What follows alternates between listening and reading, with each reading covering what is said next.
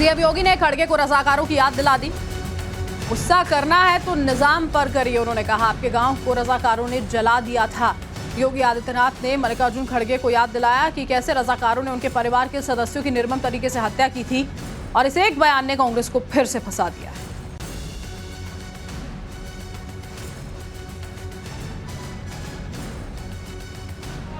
3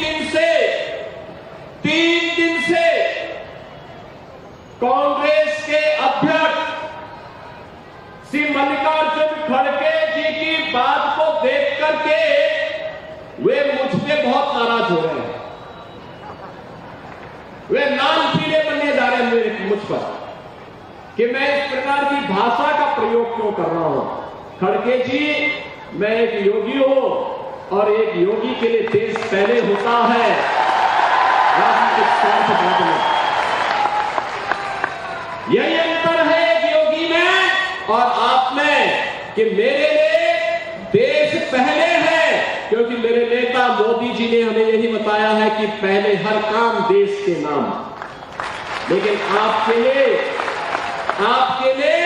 कांग्रेस की तुष्टीकरण की नीति पहले है और यही कारण है कि आप सच्चाई न बोल पा रहे हैं न समझ पा रहे हैं।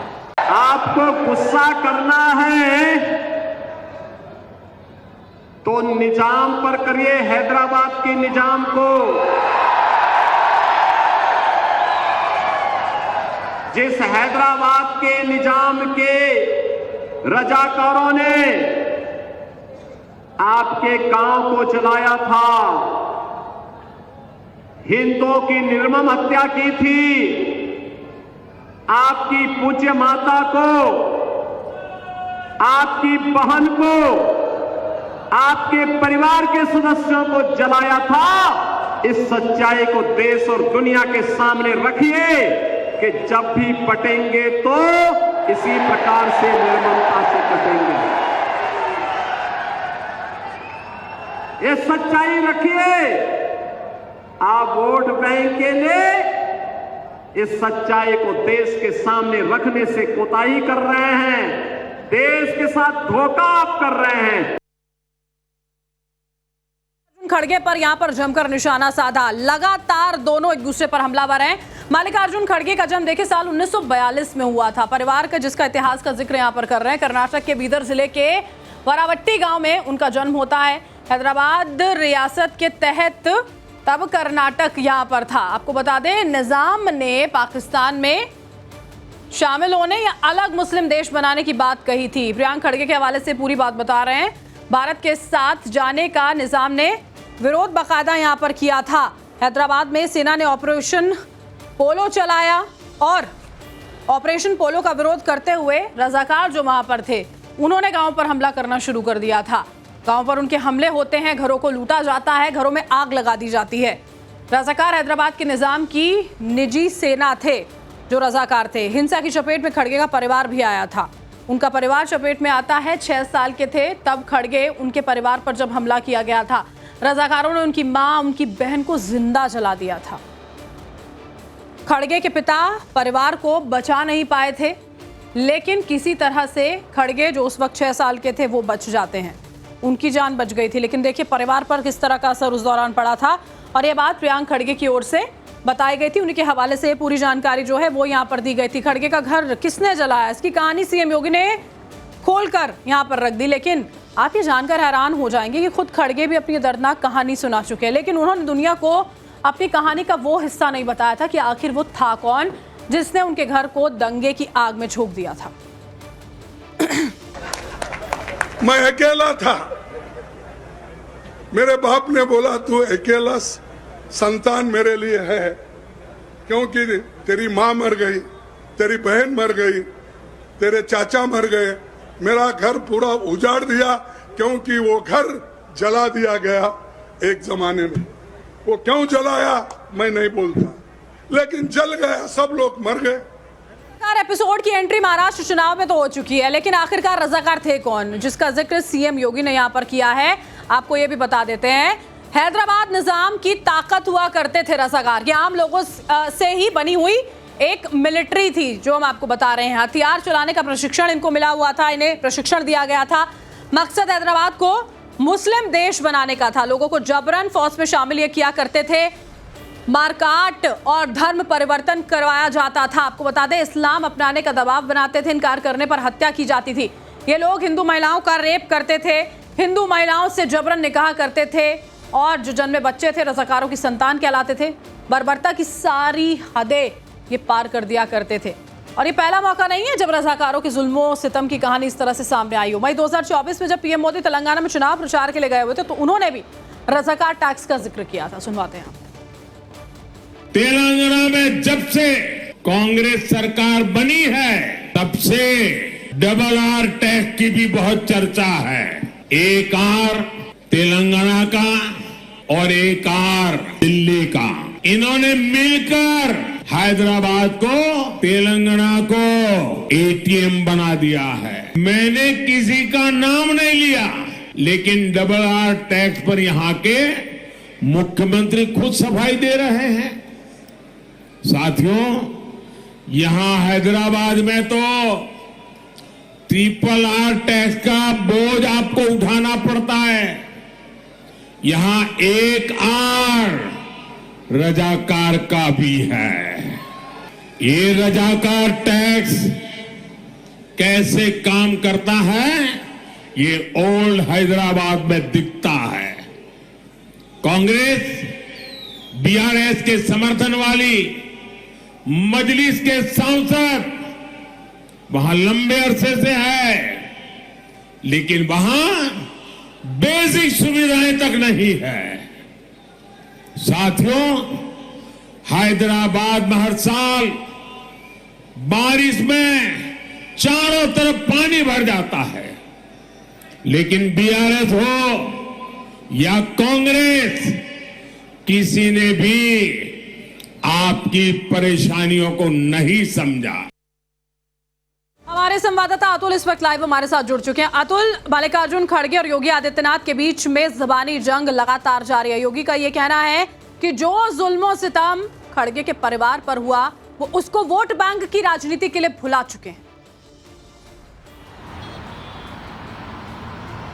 जी देखिए, जब से खड़गे ने वेशभूषा और परिधान को लेकर योगी आदित्यनाथ के ऊपर टिप्पणी की थी, तभी से ये माना जा रहा था कि अब जो वाद विवाद या हम कहें वाक युद्ध जिसे कहा जाता है, इन दोनों नेताओं के बीच में शुरू हो जाएगा। क्योंकि कहीं ना कहीं एक स्टार कैंपेनर के तौर पर महाराष्ट्र और झारखंड दोनों जगह पर योगी आदित्यनाथ उभर कर आए हैं और उनका जो नारा था बटेंगे तो कटेंगे, ये सबसे ज्यादा इसके बारे में चर्चा जो विधानसभा के चुनाव हैं उसमें हो रहे हैं।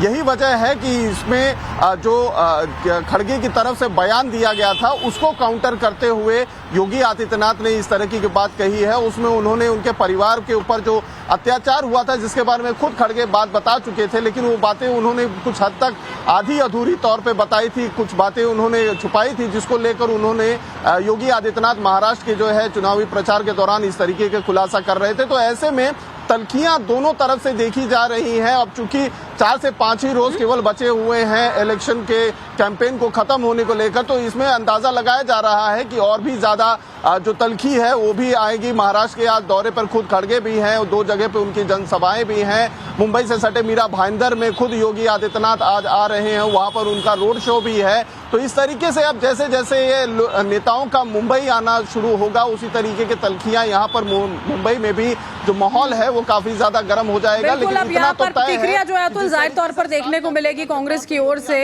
लेकिन इन तमाम बयानबाजियों के बीच में ये राजनीतिक पार्टियां जो जनता के अहम मुद्दे हैं वो भूलती हुई भी जरूर नजर आती है। ये भी बार बार कहा जा रहा है कि ये उसी का नतीजा है कि लोकसभा चुनावों में जो जीत यहाँ पर महाविकास आघाड़ी को मिली थी उसने सब कुछ भुला दिया है उन्हें।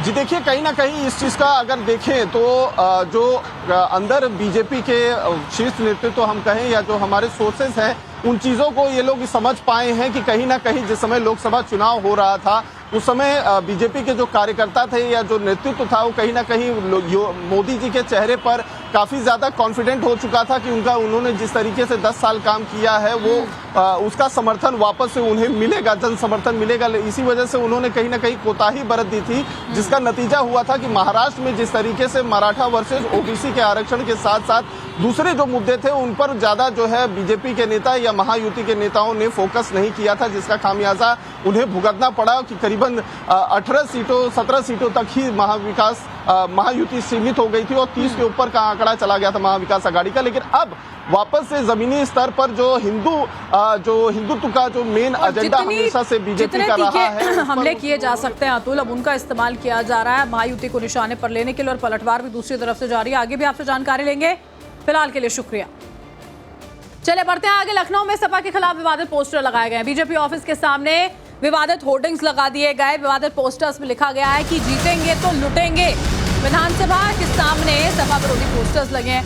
बीजेपी नेता शमसी आजाद ने पोस्टर लगवाए। विवादित पोस्टर पर सपा नेताओं की तस्वीरें नजर आती हैं। बीजेपी ऑफिस के सामने देखिए ये विवादित होर्डिंग्स लगा दिए गए, जिस पर लिखा गया है कि जीतेंगे तो लूटेंगे। विधानसभा के बाहर भी हैं, दफ्तर के बाहर भी हैं और उस पे सपा नेताओं के ये चेहरे जो हैं वो आपको नजर आते हैं। शमसी आजाद, उनकी तस्वीर आप देखिए और बाकी चेहरे।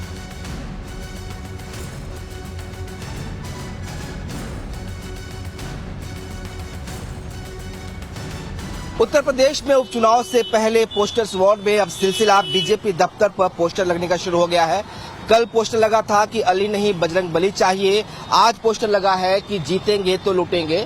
भाजपा ये दफ्तर है, उस दफ्तर के ठीक बाहर एक पोस्टर देखिए जिस पर अखिलेश यादव का पूरा कुनबा जो है, यादव कुनबा जो है, उसकी तस्वीर लगी है और लिखा है कि सपा का एक ही एजेंडा, जीतेंगे तो लूटेंगे। ये वही लाइन है जो सीएम योगी ने उपचुनाव में चुनाव प्रचार के दौरान कही थी और यहाँ पे बकायदा देखिए इस पर लिखा है। अखिलेश की बड़ी सी तस्वीर लगाई गई है, साथ में उनके चाचा शिवपाल यादव हैं, उनके धर्मेंद्र यादव हैं, तेज प्रताप यादव हैं, रामगोपाल यादव हैं, डिम्पल यादव हैं।